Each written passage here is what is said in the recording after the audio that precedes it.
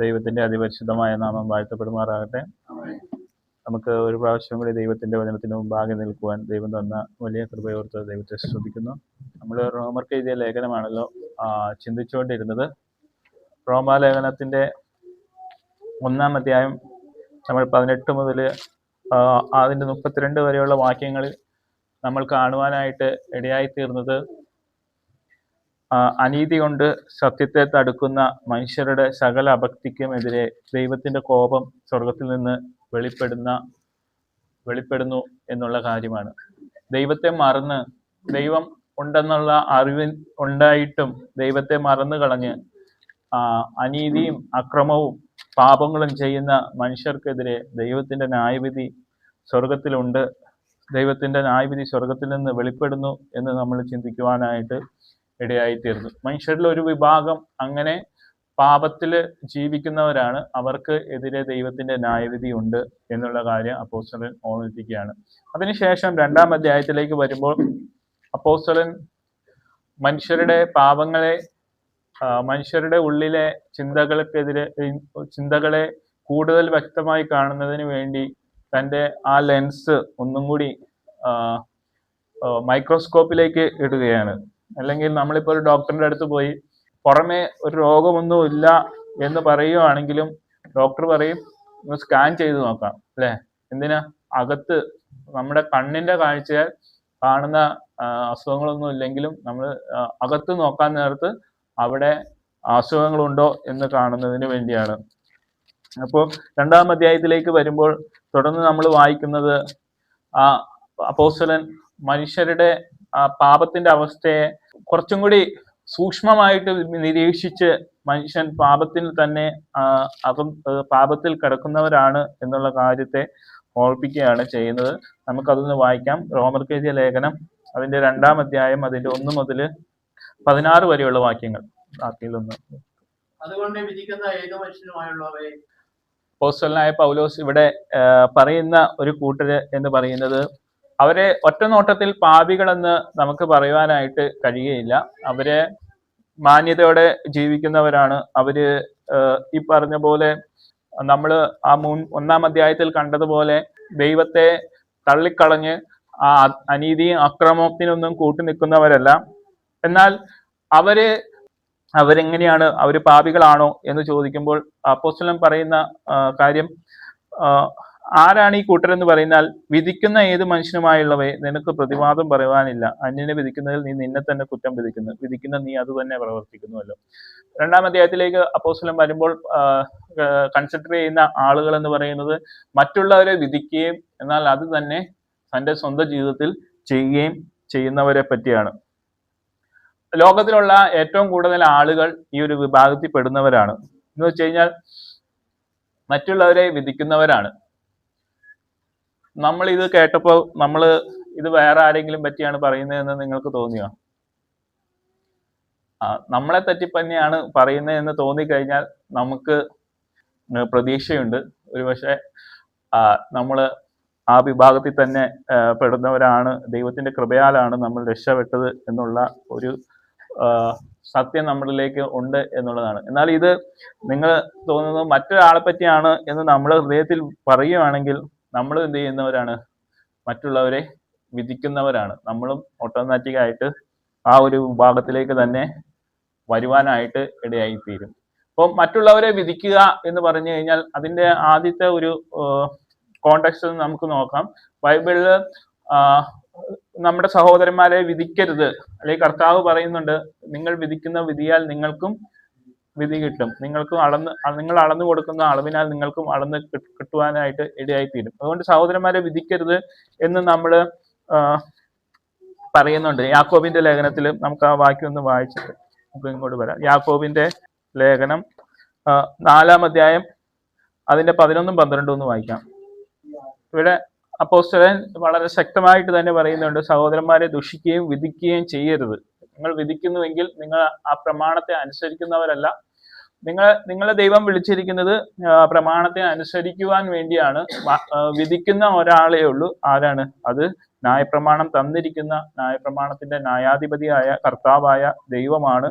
പ്രമാണത്തെ അനുസരിച്ച് വിധിക്കുവാനായിട്ട് ദൈവം മാത്രമേ പഴിയുള്ളൂ. അതുകൊണ്ട് സഹോദരന്മാരെ വിധിക്കരുത് എന്ന് ഒരു കൽപ്പന നമുക്ക് നൽകിയിട്ടുണ്ട്. എന്നാൽ നമ്മൾ കൊരിന്ത്യ ലേഖനത്തിലേക്ക് വരുമ്പോൾ അവിടെ പൗലോസ് വിധിക്കണം എന്ന് പറയുന്നുണ്ട്. ആരെയാണ് വിധിക്കേണ്ടത്? 5-ാം അധ്യായം അതിന്റെ 1 കൊരിന്ത്യർ 5:12. അപ്പൊ പൗലോസ് ഇവിടെ പറയുന്ന 5-ാം അധ്യായത്തിന്റെ കോണ്ടെക്സ്റ്റ് നമുക്കറിയാം. ദുർനടപ്പുകാരനായ ഒരു സഹോദരനെ ഇവര് വെച്ച് കൊണ്ടുവരുന്നു. അപ്പൊ അവരെ പൗലോസ് പറയാണ്, നിങ്ങൾ അവന്റെ ചെയ്ത പാപത്തെ അവനെ ഓർമ്മപ്പെടുത്തി സഭയിൽ നിന്ന് പുറത്താക്കേണ്ടതുണ്ട് എന്നുള്ളതാണ്. അപ്പൊ ദുർനടപ്പുകാരോട് സംസർഗം അരുത് എന്ന് പറയുമ്പോൾ അത് പുറത്തുള്ളവരോടല്ല, അകത്തുള്ളവരോടാണ് പൗലോസ് പറഞ്ഞത് എന്ന് പറയുകയാണ്. അപ്പോൾ ഇവിടെ പറയുന്ന കാര്യം എന്താണെന്ന് വെച്ച് കഴിഞ്ഞാൽ, നിങ്ങളുടെ സഹോദരന്മാരെ പാപത്തിൽ നടക്കുന്നുവെങ്കിൽ അവരെ, കർത്താവ് പറഞ്ഞ പോലെ അവരെ ശാസിക്കുക, അവര് മാനസാന്തരപ്പെട്ടുവെങ്കിൽ അവരോട് ക്ഷമിക്കുക.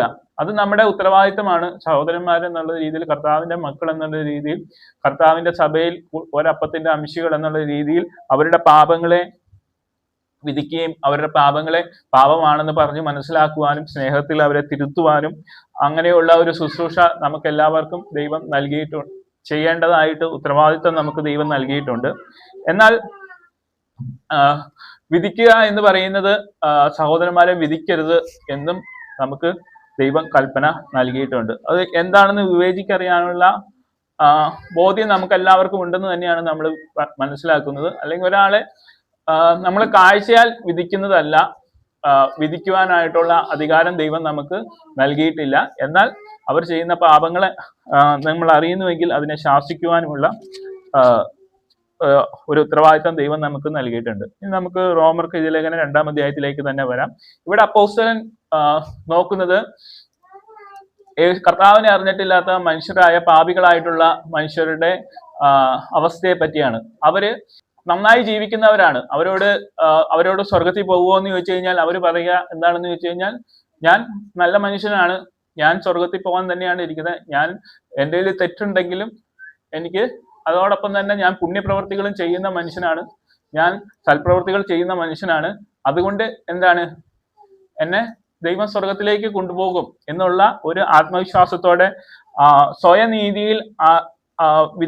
സ്വയനീതിയിലായിരിക്കുന്ന ഒരു മനുഷ്യന്മാരെ പറ്റിയാണ് അപ്പോസ്തലൻ ഇവിടെ പറയുന്ന കാര്യം. എന്താണെന്ന് ചോദിച്ചു കഴിഞ്ഞാൽ, നമ്മുടെ സൽപ്രവർത്തികളാൽ നമുക്ക് ദൈവത്തിന് മുമ്പാകെ നിൽക്കുവാനായിട്ട്, ഒരു മനുഷ്യനും തങ്ങളുടെ സൽപ്രവൃത്തികളാൽ ദൈവത്തിന് മുമ്പാകെ നിൽക്കുവാനായിട്ട് കഴിയത്തില്ല. നമ്മൾ ചിന്തിക്കുകയാണെങ്കിൽ നമുക്ക് അറിയാവുന്നതിലോ നമുക്ക് ചിന്തിക്കാവുന്നതിലോ വെച്ച് ഏറ്റവും വലിയ വിശുദ്ധനെ, ഒരു ക്രിസ്തീയ വിശുദ്ധനെ നിങ്ങൾ ചിന്തിച്ചിട്ട് അവരിനേക്കാളും വലിയ വിശുദ്ധി നമ്മുടെ ജീവിതത്തിൽ ഉണ്ടെന്ന് നമ്മൾ കണക്ക് കൂട്ടുകയാണ്. ലോകത്തിലുള്ളതിൽ ഏറ്റവും വലിയ വിശുദ്ധൻ ബില്ലി ഗ്രഹാമോ അങ്ങനെ ആരെങ്കിലും ആയിക്കോട്ടെ, അദ്ദേഹത്തിനേക്കാളും കൂടുതൽ വിശുദ്ധി നമുക്കുണ്ട് എന്ന് കണക്ക് കൂട്ടിയാലും ആ വിശുദ്ധി കൊണ്ടും നമുക്ക് ദൈവത്തിന് മുമ്പാകെ നിൽക്കുവാനായിട്ട് കഴിയുകയില്ല. നമ്മുടെ ആരുടെയും സ്വയപ്രവൃത്തിയാലുള്ള വിശുദ്ധിയോ നീതിയോ കൊണ്ട് ദൈവത്തിന് മുമ്പാകെ നിൽക്കുവാനായിട്ട് ഒരു മനുഷ്യനും കഴിയുകയില്ല. എന്നാൽ ദൈവത്തിന് മുമ്പാകെ നിൽക്കുവാനായിട്ട് ഒരു മനുഷ്യന് കഴിയുന്നത് കർത്താവായ യേശുക്രിസ്തുവിന്റെ കൃപയാൽ രക്ഷിക്കപ്പെട്ട് കർത്താവായ യേശുക്രിസ്തുവിന്റെ നീതി അവന്റെ മേൽ കണക്കിട്ട് ആ വിശ്വാസത്താലുള്ള നീതി കൊണ്ട് മാത്രമേ ദൈവത്തിന് മുമ്പാകെ നിൽക്കുവാനായിട്ട് ഒരു മനുഷ്യന് കഴിയത്തുള്ളൂ എന്നുള്ള കാര്യം കർത്താവായ ദൈവത്തിന്റെ വചനം നമ്മളോട് സ്പഷ്ടമായി പറയുന്ന കാര്യമാണ്.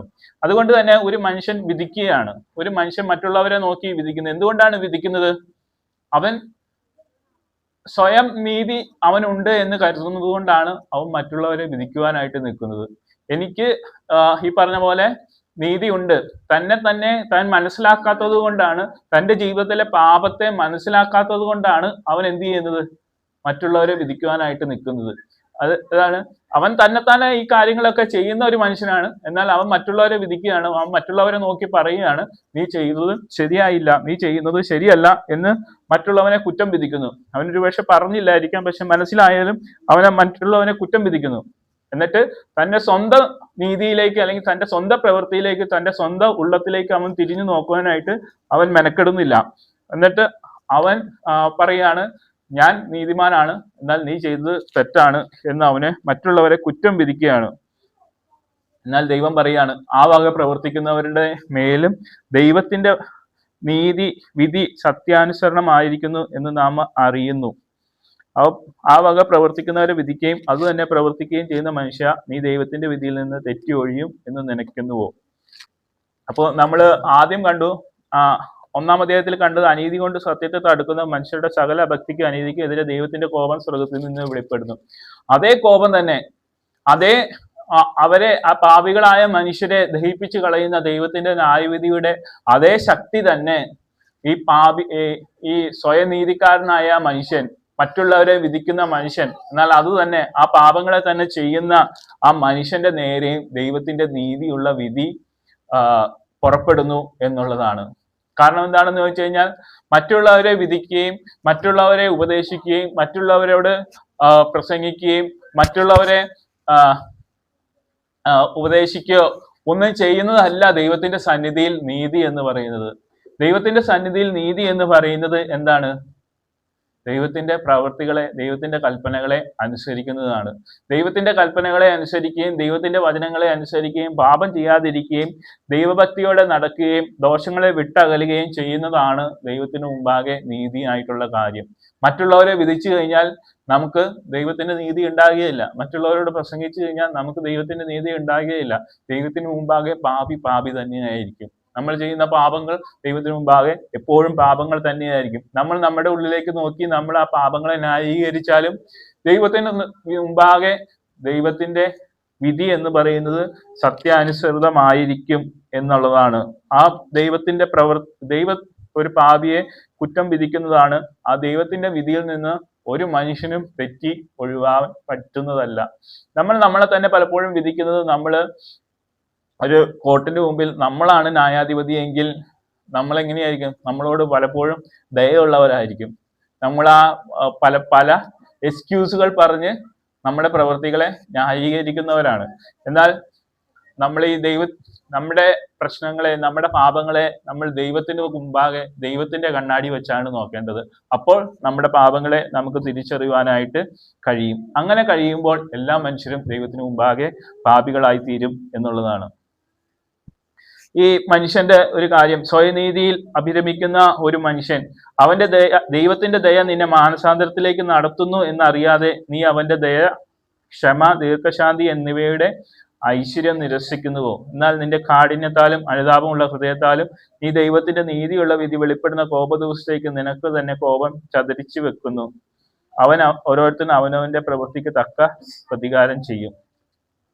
ദൈവം പ്രതികാരം ചെയ്യുന്നവനാണ്. ദൈവം ഓരോരുത്തരുടെ പാപങ്ങളെ മനസ്സിലാക്കി കൊടുക്കുകയും ദൈവം ഒരു സ്വയനീതിക്കാരനായിട്ടുള്ളവരോട് ദൈവം പറയുന്നത് മാനസാന്തരപ്പെടുവാനും തന്നെയാണ്. നമുക്കറിയാം, കർത്താവായ യേശുക്രിസ്തുവിന്റെ കാലഘട്ടത്തിൽ ജീവിച്ചിരുന്ന പരീശന്മാരോട് കർത്താവ് പറഞ്ഞു, നിങ്ങൾ മാനസാന്തരപ്പെടണം. നമുക്ക് ലൂക്കോസിന്റെ സുവിശേഷം 14 അധ്യായം അതിന്റെ 15-ാമത്തെ വാക്യം ഒന്ന് വായിക്കാം. നിങ്ങൾ നിങ്ങളെ തന്നെ മനുഷ്യപുത്രന്മാരുടെ മുമ്പാകെ നീതീകരിക്കുന്നവരാണ്, ദൈവമോ നിങ്ങളുടെ ഹൃദയത്തെ അറിയുന്നു. മനുഷ്യരുടെ മുമ്പാകെ മാനമായത് ദൈവത്തിന് മുമ്പാകെ അറപ്പത്രേ എന്നുള്ളതാണ് വാക്യം. അപ്പൊ കർത്താവ് പരീശന്മാരോട് പറയുന്ന കാര്യം ഇതാണ്, നിങ്ങൾ മനുഷ്യരുടെ മുമ്പാകെ നീതിമാന്മാരാണെന്ന് നിങ്ങളെ തന്നെ കാണിക്കുന്നു. അവര് കാണിച്ചുകൊണ്ട് പല കാര്യങ്ങളും ചെയ്യുന്നു. എന്നാൽ ദൈവം എന്താണ് നോക്കുന്നത്? ദൈവം മനുഷ്യന്റെ ഹൃദയത്തെയാണ് നോക്കുന്നത്. ആ പരീശന്മാരുടെ പ്രവർത്തികളെ അല്ല ദൈവം നോക്കിയത്, ആ പ്രവർത്തികളുടെ ഉള്ളിലുള്ള ഇന്റൻഷനെയാണ് ദൈവം നോക്കിയത്. അവരുടെ ഇന്റൻഷൻ എന്ന് പറയുന്നത് മനുഷ്യന്മാരുടെ മുമ്പാകെ നീതിമാന്മാരായി തീരണം എന്നുള്ളതായിരുന്നു. ദൈവം ഹൃദയത്തെ അറിയുന്ന ദൈവമാണ്. അപ്പൊ ദൈവം ഹൃദയത്തെ അറിയുന്നു എന്ന് പറയുമ്പോൾ നമ്മുടെ പ്രവർത്തികളുടെ മൂല കാരണത്തെ ദൈവം തിരിച്ചറിയുന്നു എന്നുള്ളതാണ്. അപ്പോൾ അങ്ങനെയുള്ള പ്രവർത്തികളെ ദൈവം മനുഷ്യരുടെ മുമ്പാകെ അത് എന്തായിരിക്കാം? അത് നല്ലതായിരിക്കാം. എന്നാൽ ദൈവത്തിന് മുമ്പാകെ അങ്ങനെയുള്ള പ്രവൃത്തികൾ ദൈവത്തിന് മുമ്പാകെ അറപ്പത്രേ, നിന്ദ്യമത്രേ എന്നാണ് കർത്താവ് പറഞ്ഞത്. അപ്പോ അങ്ങനെ, പക്ഷെ ദൈവം എല്ലാവരോടും ദയ കാണിക്കുന്നവനാണ്. ദൈവം മാനസാന്തരപ്പെടാനായിട്ട് എല്ലാവരോടും പറയുന്നവനാണ്. തങ്ങളുടെ പാപങ്ങളെ ഏറ്റുപറഞ്ഞ് കർത്താവിന്റെ സന്നിധിയിലേക്ക് മാനസാന്തരപ്പെടുവാനായിട്ട് കർത്താവ് പറയുന്നു. എന്നാൽ ഇവര് സ്വയനീതിക്കാരായിട്ടുള്ള ആളുകൾ ദൈവത്തിന്റെ ദയ, ദൈവത്തിന്റെ ക്ഷമ, ദൈവത്തിന്റെ ദീർഘശാന്തി എന്നിവയുടെ ഐശ്വര്യം അവര് നിരസിച്ചു കളയുകയാണ്. അങ്ങനെ ചെയ്യുന്നതിനാൽ എന്താണ്? അവരുടെ കാഠിന്യത്താലും അനുതാപമുള്ള ഹൃദയത്താലും ഈ ദൈവത്തിന്റെ നീതിയുള്ള വിധി വെളിപ്പെടുന്ന കോപ ദിവസത്തേക്ക് നിനക്ക് തന്നെ കോപം ചതച്ചു വെക്കുന്നു, അത് കൂട്ടി വെക്കുന്നു. അതെന്താണ് ദൈവം കാണിക്കുന്നത്?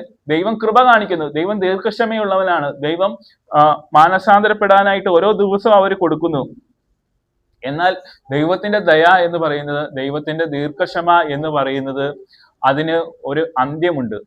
അത് അനന്തമായിട്ടുള്ളതല്ല. ദൈവത്തിന്റെ ദീർഘക്ഷമ, ദൈവത്തിന്റെ ദയ എന്ന് പറയുന്നത് അനന്തമായിട്ടുള്ളതല്ല. അത് ഒരു ദിവസം അവസാനിക്കുന്നതാണ്. ദൈവം ദയ കാണിക്കുന്നു. നോഹയുടെ കാലഘട്ടത്തിൽ നോഹ നീതി പ്രസംഗിയായി 120 സംവത്സരം അവരോട് മാനസാന്തരപ്പെടാനായിട്ട് നീതി പ്രസംഗിച്ച് നടന്നു. എന്നാൽ അവരാരും മാനസാന്തരപ്പെട്ടില്ല. എന്നാൽ ആ ഒരു ദിവസം എത്തിയപ്പോൾ, ദൈവത്തിന്റെ ദിവസം എത്തിയപ്പോൾ, ദൈവം അവരെ ന്യായം വിധിക്കുവാനായിട്ട് ഇടയായി തീർന്നു. നോഹ അവരെ ന്യായം വിധിക്കുവാനായിട്ട് ഇടയായി തീർന്നു. അപ്പൊ ദൈവം ന്യായം വിധിക്കുന്ന ദിവസമുണ്ട്. ദൈവത്തിന്റെ ദയ ഇന്ന് കാണിക്കുന്നു, ദീർഘക്ഷമ കാണിക്കുന്നു എന്ന് പറഞ്ഞാൽ ദൈവം അവരതിനെ നിരസിക്കുന്നത് കൊണ്ട് അവരെന്താണ് ചെയ്യുന്നത്? ദൈവത്തിന്റെ കോപം അവര് ചരതിച്ചു വെക്കുകയാണ്, അവര് കൂട്ടിക്കൊണ്ടിരിക്കുകയാണ്. ദൈവത്തിന്റെ കോപം എന്ന് പറയുന്നത് പാപത്തിനെതിരെയുള്ള ദൈവത്തിന്റെ കോപം. ദൈവം സ്നേഹമാണ്. ദൈവം നമ്മളോട് ക്ഷമ കാണിക്കുന്നവനാണ്. എന്നാൽ ദൈവത്തിന് പാപത്തിനെതിരെയുള്ള നീതിയായിട്ടുള്ള കോപം ഉണ്ട് എന്ന് നമ്മൾ മനസ്സിലാക്കണം. അവൻ ഓരോരുത്തരും അവനവന്റെ പ്രവൃത്തിക്ക് തക്ക പകരം ചെയ്യും. അത് നമ്മൾ വിശ്വാസികളായാലും നമ്മൾ അവിശ്വാസിയായാലും ദൈവം ഓരോരുത്തരും അവനവന്റെ പ്രവൃത്തിക്ക് തക്ക പകരം ചെയ്യും. അത് അനുഗ്രഹങ്ങളായാലും സമ്മാനങ്ങളായാലും ഈ കോപമായാലും ദൈവം അവനവന് അവന്റെ പ്രവൃത്തിക്ക് തക്ക പകരം ചെയ്യും എന്നുള്ളതാണ്. നല്ല പ്രവൃത്തിക്ക് വേണ്ടുന്ന സ്ഥിരത പൂണ്ട് തേജസ്സും മാനവും അക്ഷയതയും അന്വേഷിക്കുന്നവർക്ക് നിത്യജീവനും, ശാഠ്യം പൂണ്ട് സത്യം അനുസരിക്കാതെ അനീതി അനുസരിക്കുന്നവർക്ക് കോപവും ക്രോധവും കൊടുത്തു. നല്ല പ്രവൃത്തി ചെയ്യുന്ന മനുഷ്യർക്ക് സ്ഥിരത പൂണ്ട്, അല്ലെങ്കിൽ നല്ല പ്രവൃത്തി സ്ഥിരതയോടെ ചെയ്യുന്നവർക്കാണ് ദൈവം എന്ത് കൊടുക്കുന്നത്? അക്ഷയത, നിത്യജീവനും കൊടുക്കുന്നു. അവർ അന്വേഷിക്കുന്നത് തേജസ്സും മാനവുമാണ്. രക്ഷിക്കപ്പെട്ടവർ കർത്താവായ യേശുക്രിസ്തുവിൽ ആശ്രയിച്ച് കർത്താവിന്റെ മഹത്വത്തിന് വേണ്ടി അവര് നല്ല പ്രവൃത്തി ചെയ്യുന്നുവെങ്കിൽ ദൈവം അവർക്ക് കൊടുക്കുന്ന കാര്യമാണ് ദൈവം അവർക്ക് നിത്യജീവൻ കൊടുക്കുന്നു എന്നുള്ളത്. എന്നാൽ സ്വയനീതിക്കായിട്ടുള്ള ആളുകള് അവര് നല്ല പ്രവൃത്തികൾ വല്ലപ്പോഴും ചെയ്യുന്നുണ്ട് എങ്കിലും സ്ഥിരത വേണം എന്നുള്ളതാണ്. ആവർത്തന പുസ്തകം 27:26 എന്ന് വായിക്കാം. ഇംഗ്ലീഷിൽ ഓൾ ദ വേർഡ്സ്, മലയാളത്തിൽ ഓൾ എന്നുള്ള വാക്കില്ല. എന്തായാലും ഈ ന്യായപ്രമാണത്തിലെ എല്ലാ വചനങ്ങളും പ്രമാണമാക്കി അനുസരിക്കാത്തവൻ ശപിക്കപ്പെട്ടവൻ, ജനമെല്ലാം ആമേൻ എന്ന് പറയണം എന്നുള്ളതാണ്. യാക്കോബ് അപ്പോസ്തലൻ പറയുന്നുണ്ട്, ദൈവത്തിന്റെ കൽപ്പനകൾ എല്ലാം അനുസരിച്ചാലും ഒന്നി തെറ്റിക്കഴിഞ്ഞാൽ എല്ലാത്തിലും തെറ്റിയതുപോലെയാണ്. അപ്പൊ നമ്മള് ദൈവത്തിന് മുമ്പാകെ ഒരു മനുഷ്യൻ നീതിമാനാണ് എന്ന് വരണമെങ്കിൽ എന്താണ്? അവന്റെ ജനനം മുതൽ മരണം വരെ എല്ലാ കൽപ്പനകളും സ്ഥിരതയോടെ അനുസരിക്കണം. ആ ഒരു ലെൻസ് ഇട്ടാണ് ദൈവം നോക്കുന്നത്. ദൈവത്തിന്റെ നീതി എന്ന് പറയുന്നത് അത് അത്യുന്നതമാണ്. അതിലേക്ക് ഒരു മനുഷ്യനും പിടിക്കപ്പെടുവാനായിട്ട് സ്വന്തം പ്രവൃത്തികളാല്, സൽപ്രവൃത്തികളാല് ആ നീതി പിടിക്കുവാനായിട്ട് ഒരു മനുഷ്യനെ കൊണ്ടും പറ്റുകയില്ല. പരീശന്മാര് ആ നീതി പിടിക്കുവാനാണ് ശ്രമിച്ചത്. പഴയ നിയമത്തിലെ ഇസ്രായേൽ മക്കള് ആ നീതി പിടിക്കുവാനായിട്ട് ശ്രമിച്ചവരെല്ലാവരും പരാജയപ്പെട്ടു എന്നുള്ളതാണ് പഴയ നിയമം നമുക്ക് കാണിച്ചു തരുന്നത്. പഴയ നിയമത്തിൽ വിജയിച്ച ഭക്തന്മാരായിട്ടുള്ളവരെല്ലാവരും വിജയിച്ചത് എങ്ങനെയാണ്? അത് ആ നീതി വിശ്വാസത്താൽ പിടിക്കാൻ ശ്രമിച്ചത് കൊണ്ടാണ്. അപ്പോൾ അപ്പോസ്തലൻ ഇവിടെ പറയുന്നതാണ്, നല്ല പ്രവർത്തിക്കുന്നു വേണ്ടുന്ന സ്ഥിരത കൊണ്ട് തേജസ്സും മാനവും അക്ഷയതയും അന്വേഷിക്കുന്നവർക്ക് നിത്യജീവൻ ദൈവം കൊടുക്കുന്നു എന്നുള്ളതാണ്. അത് ദൈവത്തിന്റെ ആ ലെൻസ് വെച്ച് ഒരു മനുഷ്യനെ നോക്കുമ്പോൾ അതിന് ഉത്തരമായിട്ട് കിട്ടുന്നത് ഒരു മനുഷ്യനും നീതിമാനായിട്ടുള്ളവനില്ല, എല്ലാ മനുഷ്യരും പാപികളാണ് എന്നുള്ള ആ ഒരു കൺക്ലൂഷനിലേക്കാണ് അവിടെ ചെന്നെത്തുവാനായിട്ട് ഇടയായിത്തീരുന്നത്. സ്വയനീതി ഉണ്ടെന്ന് അഭിമാനിക്കുന്നവനും ഈ ഒരു സ്റ്റാൻഡേർഡിലേക്ക് എത്തുവാനായിട്ട് ഒരു മനുഷ്യനെ കൊണ്ട് കഴിയുകയില്ല. അത് ശാഠ്യം കൊണ്ട് സത്യം അനുസരിക്കാതെ അനീതി അനുസരിക്കുന്നവർക്ക് കോപവും ക്രോധവും കൊടുക്കും. ദൈവത്തിന് മുമ്പാകെ യാതൊരു മനുഷ്യനും മുഖപക്ഷമില്ല. ദൈവത്തിന് മുമ്പാകെ ദരിദ്രനെന്നില്ല, ദൈവത്തിന് മുമ്പാകെ സമ്പന്നനെന്നില്ല, ദൈവത്തിന് മുമ്പാകെ പഠിച്ചവനെന്നില്ല, ദൈവത്തിന് മുമ്പാകെ പഠിക്കാത്തവനാണ്, നിരക്ഷരനാണ്, ഒരു കാര്യവും ഇല്ല. നമ്മൾ ഇയോബിന്റെ പുസ്തകത്തിൽ ഇയോബ് കഷ്ടതയിലായി തന്റെ സ്നേഹിതന്മാര് വന്ന് തന്നെ ആശ്വസിപ്പിക്കുന്നു എന്നുള്ള വൃത്തവാക്കുകൾ പറയുമ്പോൾ ഏറ്റവും അവസാനം എലീഹു സംസാരിക്കുമ്പോൾ ഇയോബിനോട് എലീഹു ചോദിക്കുന്നുണ്ട്, നിന്റെ തെറ്റിന് പകരമായി നിന്റെ കഷ്ടതകളെല്ലാം കൂട്ടി യോജിപ്പിച്ചിട്ട് ദൈവം നിന്നെ സൗഖ്യമാക്കണമെന്നാണോ നീ പറയുന്നത്? അപ്പോൾ എലീഹു പറയുന്ന ഒരു കാര്യം എന്താണെന്ന് വെച്ച് കഴിഞ്ഞാൽ, ദൈവം ആണ് വലിയവനായിട്ടുള്ളവൻ. ദൈവം തന്റെ ഇഷ്ടം എല്ലാവരുടെ അടുത്ത് ചെയ്യുന്ന ഒരു ദൈവമാണ്. ദൈവത്തിന് മുമ്പാകെ ഒരു മനുഷ്യനും ഒന്നും പറയുവാനായിട്ട് കഴിയുകയില്ല. അപ്പോൾ ദൈവത്തിന് മുമ്പാകെ യാതൊരുവിധ പക്ഷപാതവും ദൈവം ആരോടും കാണിക്കുന്നില്ല. ദൈവം നമ്മളുടെ സ്ഥിതി അനുസരിച്ചോ ഒരു മനുഷ്യന്റെ പ്രശ്നങ്ങൾ ഉണ്ടെന്നുള്ളത് കൊണ്ടോ ഒരു മനുഷ്യൻ എന്തൊക്കെ അവസ്ഥയിൽ പോയിട്ടുള്ളതല്ല, ഒരു മനുഷ്യന് മുമ്പാകെ നീതിയോടെയാണ് ഇടപെടുന്നത്. ദൈവത്തിന് മുമ്പാകെ ആർക്കും യാതൊരുവിധ മുഖപക്ഷവും ദൈവത്തിന്റെ പക്കൽ മുഖപക്ഷം ഇല്ല എന്നുള്ളതാണ് നമ്മൾ മനസ്സിലാക്കുന്നത്. ദൈവം എല്ലാവരോടും ഒരുപോലെ തന്നെയാണ് ഇടപെടുന്നത്. ദൈവത്തിന്റെ നീതി അത്യുന്നതമായത് കൊണ്ട് തന്നെ നമുക്ക് നമ്മുടെ സൽപ്രവൃത്തി വെച്ച് ദൈവത്തെ പ്രസാദിപ്പിക്കുവാനായിട്ട് കഴിയുകയില്ല. നമ്മൾ നമ്മുടെ സൽപ്രവൃത്തി വെച്ച് നമുക്ക് നമ്മുടെ കണ്ണ് വെച്ച് നമ്മുടെ ചുറ്റുമുള്ളതെല്ലാം കാണുകയും നമ്മൾ അതിൽ സന്തോഷിക്കുകയും ചെയ്യാൻ പറ്റും. എന്നാൽ നമ്മുടെ കണ്ണ് വെച്ച് നമുക്ക് സൂര്യനെ നോക്കിക്കഴിഞ്ഞാൽ എന്ത് പറ്റും? ഉദിച്ചു നിൽക്കുന്ന സൂര്യനെ നോക്കിക്കഴിഞ്ഞാൽ നമ്മുടെ കണ്ണ് ചിമ്മി പോകാനായിട്ട് ഇടയായിത്തീരും. അതുപോലെ തന്നെയാണ് നമ്മുടെ സൽപ്രവൃത്തി വെച്ച് ദൈവത്തെ പ്രസാദിപ്പിക്കുവാനായിട്ട് നോക്കുന്ന ഒരു മനുഷ്യന്റെ അവസ്ഥ. അത് ദൈവത്തിൽ നിന്ന്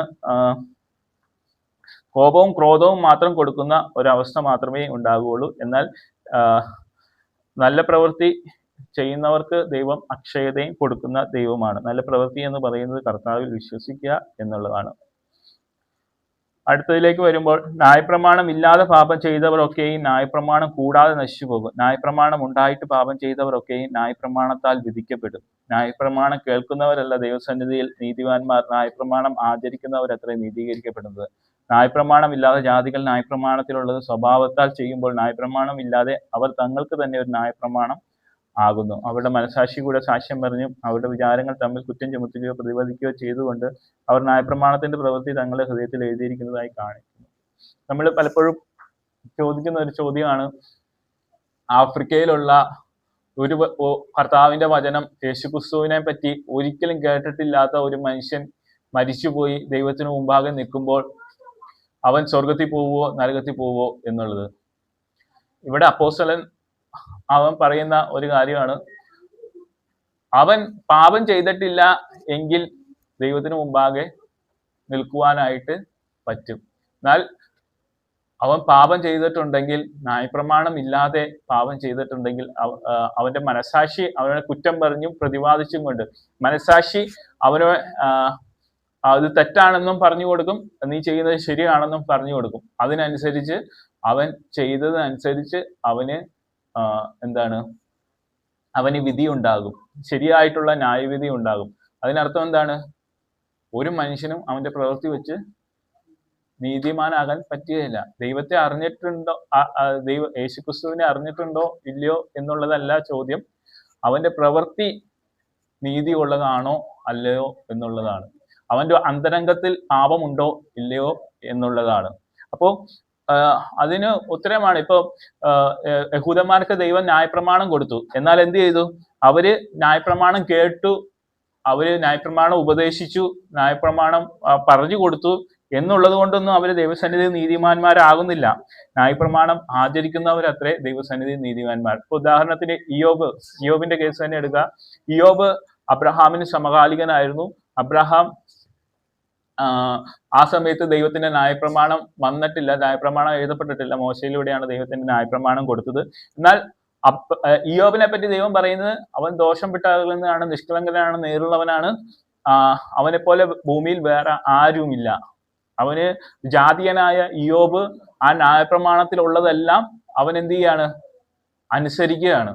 അപ്പോ ന്യായപ്രമാണം കിട്ടിയിട്ട് ഇതൊന്നും ചെയ്യാത്തവൻ എന്ത് ചെയ്യും? ഇയോബ് അവനെ ന്യായം വിധിക്കുവാനായിട്ട് ഇടയായിത്തീരും. എന്നാൽ ഇയോബ് എങ്ങനെയാണ് ദൈവത്തിന്റെ സന്നിധിയിൽ നീതിമാന്മാരായത്?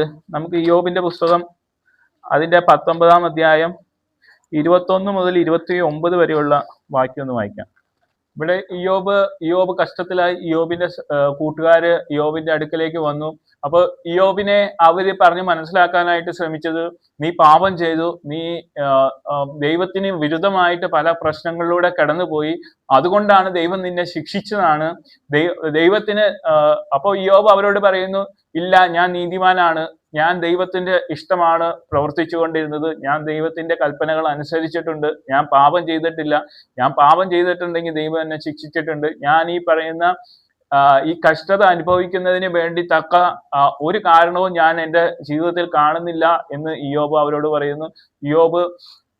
എന്നാൽ ഇയോബിനെ സമ്മതിപ്പിക്കുന്നതിന് വേണ്ടി അവര് ദൈവത്തിന് മുമ്പാകെ ഇയോബ് പാപം ചെയ്തു എന്ന് സമ്മതിപ്പിക്കുന്നതിന് വേണ്ടി അവന്റെ കൂട്ടുകാര് പ്രയത്നം ചെയ്യുന്നു. ഏറ്റവും അവസാനം ഇയോബ് പറയാണ്, നിങ്ങൾ എന്നോട് കൃപ തോന്നണമേ, ദൈവത്തിന്റെ കൈ എന്നെ തൊട്ടിരിക്കുന്നു. നിങ്ങൾ എന്നെ വിധിക്കുന്ന ആ ആളുകളെ നോക്കി ഇയോബ് പറയുകയാണ്, എന്നോട് കൃപ തോന്നണമേ, ഞാൻ കഷ്ടതയിലായിരിക്കുന്നു, ഈ സമയത്ത് എന്നെ വിധിക്കുകയല്ല ചെയ്യേണ്ടത്, എന്നോട് കൃപ തോന്നുവാണ് ചെയ്യേണ്ടത്. നിങ്ങൾ എന്നെ ഉപദ്രവിക്കുന്നത് എന്തുകൊണ്ടാണ് എന്ന് അവരോട് പറയുകയാണ്. എന്നിട്ട് പറയാണ്, എൻ്റെ ദൈവം എന്നെ വീണ്ടെടുക്കുന്ന ദൈവമാണ്, എൻ്റെ പാപം നിമിത്തമല്ല ഞാൻ ഇവിടെ കിടക്കുന്നത്, എൻ്റെ ദൈവം എന്നെ വീണ്ടെടുക്കുന്ന ദൈവമാണ്. എന്നെ അവനൊടുവിൽ പൊടിമേൽ നിൽക്കുമെന്ന് ഞാൻ അറിയുന്നു. എൻ്റെ ഈ ത്വക്ക് ഇങ്ങനെ നശിച്ച ശേഷം ഞാൻ ദേഹസഹിതനായി ദൈവത്തെ കാണും. ഞാൻ നശിച്ചു പോയതിനു ശേഷം ഞാൻ ദേഹസഹിതനായിട്ട് തന്നെ, ഞാൻ ഈ കഷ്ടതയിൽ നിന്ന് നശിച്ചു പോയാലും, എൻ്റെ ശരീരം മൊത്തം നശിച്ചാലും ഞാൻ എന്ത് ചെയ്യും, എൻ്റെ ഈ കണ്ണ് തന്നെ എൻ്റെ കർത്താവിനെ കാണും എന്നുള്ള തൻ്റെ വിശ്വാസത്തെ ഇയോബ് അവിടെ പ്രഖ്യാപിക്കുകയാണ്. അപ്പോൾ അവരോട് പറയാണ്, നിങ്ങൾ എന്നെ വിധിക്കുന്നതിന് നിങ്ങൾക്ക് എന്തുണ്ട്, ഒരു ന്യായവിധി വരുമെന്ന് നിങ്ങൾ അറിഞ്ഞുകൊള്ളുവിൻ. നിങ്ങൾ ചെയ്യുന്നത് ദൈവത്തിന് മുമ്പാകെ പാപമാണ് എന്നുള്ള കാര്യവും നിങ്ങൾ അറിഞ്ഞുകൊള്ളുവിൻ എന്ന് പറയുകയാണ്. അപ്പോ ഇയോബിന്റെ ഒരു പ്രവർത്തികളുമല്ല, ദൈവം പരമാധികാരിയായ ദൈവമാണ് ഒരു മനുഷ്യനെ ദൈവത്തിന്റെ ഇഷ്ടപ്രകാരമാണ് ദൈവം പ്രവർത്തിക്കുന്നത് എന്നുള്ള കാര്യം, ദൈവത്തിന്റെ ആ അത്യുന്നതം ആയിട്ടുള്ള നീതിയെ മനസ്സിലാക്കുവാനായിട്ട് ഇയോബിന് ഈ കഷ്ടത നിമിത്തം കഴിയുവാനായിട്ട് ഇടയായി തീർന്നു. ഞാൻ പറഞ്ഞു വന്നതിന്റെ കാരണം എന്താണെന്ന് ചോദിച്ചു കഴിഞ്ഞാൽ, നമുക്ക് നമ്മുടെ ദൈവത്തിന്റെ കൽപ്പനകളെ അനുസരിച്ചില്ലെങ്കിൽ ആ കൽപ്പനകളെ അനുസരിക്കുന്നവർ നമ്മളെ ന്യായം വിധിക്കുവാനായിട്ട് ഇടയായി തീരും. ദൈവത്തിന്റെ നീതി ഒരു മനുഷ്യനും ഒരു സൽപ്രവൃത്തികളാൽ എത്തിപ്പെടുവാനായിട്ട് കഴിയുകയില്ല. അത് കൊണ്ടാണ് പൗലോസ് അവസാനിപ്പിക്കുന്നത് ഇങ്ങനെയാണ്, ദൈവം യേശുക്രിസ്തു മുഖാന്തരം മനുഷ്യരുടെ രഹസ്യങ്ങളെ ഞാൻ അറിയിച്ച സുവിശേഷ പ്രകാരം ന്യായം വിധിക്കുന്ന നാളിൽ തന്നെ. ദൈവം ഒരു ദിവസം ന്യായം വിധിക്കുന്ന ദിവസമുണ്ട്. അന്ന് നിൽക്കുവാനായിട്ട് നമ്മളുടെ ഏതെങ്കിലും ഒരു പ്രവൃത്തി വെച്ച് ദൈവത്തിന് മുമ്പാകെ നിൽക്കുവാനായിട്ട് കഴിയില്ല. നമുക്ക് ദാവീദിനെ പോലെ പറയാനായിട്ട് ഇടയായി തീരണം. 130:3 ദൈവത്തിന്റെ ഭക്തന്മാർ, സങ്കീർത്തനം 130:3 ദാവീദ് പറയുന്നത്, കർത്താവിന്റെ മുമ്പാകെ ആർക്ക് നിലനിൽക്കുവാനായിട്ട് പറ്റും. 143:2 കൂടി ഒന്ന് വായിക്കാം. ദാവീദിനെ പോലെ നമുക്കും പറയുവാനായിട്ട് കഴിയണം, നമ്മുടെ ദൈവം പാപങ്ങളെ ഓർത്തു വെച്ചാൽ നമുക്ക് ദൈവത്തിന്റെ സന്നിധാനത്തിൽ നിൽക്കുവാനായിട്ട് കഴിയുകയില്ല. ദൈവത്തിന്റെ ന്യായവിസ്താരത്തിന് മുമ്പാകെ ജീവനുള്ളവൻ ആരും തിരുസന്നിധിയിൽ നീതിമാനാകുകയില്ലല്ലോ. നമ്മളെല്ലാവരും ജീവനുള്ളവരാണ്, നമ്മുടെ ശ്വാസം നമുക്കുണ്ട്. അങ്ങനെയുള്ള നമ്മൾ ഒരിക്കലും നമ്മുടെ സൽപ്രവൃത്തികളാൽ ദൈവത്തിന്റെ സന്നിധിയിൽ നീതിമാന്മാരാകുവാനായിട്ട് കഴിയുകയില്ല. നമ്മളെ നീതിമാന്മാരാക്കുന്നത് സുവിശേഷമാണ്. കർത്താവായ യേശുക്രിസ്തുവിന്റെ കൃപയാൽ ദൈവത്തിന്റെ നീതി നമ്മുടെ മേൽ തന്ന് കണക്കിട്ട് അവരുടെ വിശ്വാസത്താൽ നമുക്ക് നീതിമാന്മാരാകുവാനായിട്ട് കഴിയും എന്നുള്ളതാണ്. നമ്മുടെ പ്രവൃത്തികൾ, ഒരു കാൽവിൻ ഇങ്ങനെയാണ് പറഞ്ഞത്, സൂര്യന്റെ പ്രകാശം ഒരു മതിൽ വെച്ച്, ഈ സൂര്യന്റെ പ്രകാശം അകത്തേക്ക് വരാതിരിക്കാൻ ഒരു മതിലുണ്ടെന്ന് കരുതുക. എന്നാൽ അതിലൊരു ജനല് വെച്ചിട്ടുണ്ട്. ആ ജനലിലൂടെ സൂര്യപ്രകാശം അടുത്തു വരുമ്പോൾ ഈ മതില് പ്രശംസിക്കുകയാണ്, ഞാൻ ഇവിടെ ഇരിക്കുന്നത് കാരണമാണ് സൂര്യപ്രകാശം അകത്തേട്ട് വരുന്നത് എന്ന് പ്രശംസിക്കുന്നത് പോലെയാണ് നമ്മുടെ സൽപ്രവൃത്തികൾ. നമ്മുടെ സൽപ്രവൃത്തികൾ വെച്ച് ദൈവത്തിന്റെ പ്രസാദം നമ്മുടെ ഉള്ളിലേക്ക് വരുമെന്ന് പറഞ്ഞു കഴിഞ്ഞാൽ നമ്മുടെ ശരിക്കും അതൊരു മതിലാണ്. അതിലൂടെ ഒരു സൽപ്രവൃത്തിയും ഒരു ദൈവത്തിന്റെ പ്രസാദവും കടന്നു വരുവാനായിട്ട് ഇടയായി തീരുകയില്ല. എന്നാൽ ദൈവത്തിന്റെ കൃപ, ദൈവത്തിന്റെ കൃപയാൽ ദൈവത്തിന്റെ നീതി നമുക്ക് അവകാശമായിട്ട് വരും. ദൈവത്തിന്റെ പ്രസാദം നമുക്ക് അവകാശമായിട്ട് വരും. നമുക്ക് തിരുസന്നിധിയിൽ നിൽക്കുവാനായിട്ട് ഒരു കാര്യം മാത്രമേ ഉള്ളൂ, കർത്താവായ യേശുക്രിസ്തുവിന്റെ സുവിശേഷം മാത്രമേ നമ്മളെ നിർത്തുവാനായിട്ട് പറ്റുകയുള്ളൂ.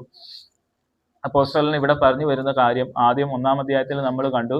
പാപികളായിട്ടുള്ള ആ മനുഷ്യർ, അവർക്ക് ദൈവത്തിന്റെ കോപമുണ്ട്. ദൈവത്തിന്റെ കോപം, നീതിയായിട്ടുള്ള കോപം അവരുടെ മേൽ വരുവാനായിട്ട് ഇടയായിത്തീരും. അടുത്തത് സൽപ്രവൃത്തികളാൽ സ്വയമായിട്ട് നീതിമാന്മാരാകുന്നു എന്ന് കരുതുന്നവരുടെ മേലും ദൈവത്തിന്റെ കോപം സത്യാനുസരണമായിട്ട് ദൈവത്തിന്റെ നീതി കടന്നു വരുവാനായിട്ട് അവരവരുടെ പ്രവൃത്തികൾക്ക് തക്കവണ്ണമുള്ള അവർക്ക് വിധി കടന്നു വരുവാനായിട്ട് ഇടയായിത്തീരും. നമ്മുടെ മനസാക്ഷി ദൈവം തന്നിരിക്കുന്ന മനസാക്ഷിയും നമ്മുടെ പാപങ്ങളെ പറ്റി നമ്മളെ ഓർമ്മിപ്പിക്കുന്ന ഒന്നാണ്. ആ ദൈവത്തിന്റെ നീതി നമ്മുടെ മേലുണ്ട്, അല്ല ദൈവത്തിന്റെ നീതിയാൽ ന്യായം വിധിക്കും എന്നുള്ള കാര്യം, ദൈവമുണ്ട് എന്നുള്ള കാര്യവും നമ്മൾ ഓർമ്മിപ്പിക്കുന്ന ഒന്നാണ്. ദൈവത്തിന്റെ വചനങ്ങളെ നമുക്ക് അനുസരിച്ച് മുമ്പോട്ട് പോകാം. ദൈവം ഈ വചനങ്ങളാൽ ദൈവം നമ്മളെ അനുഗ്രഹിക്കുമാറാണ്.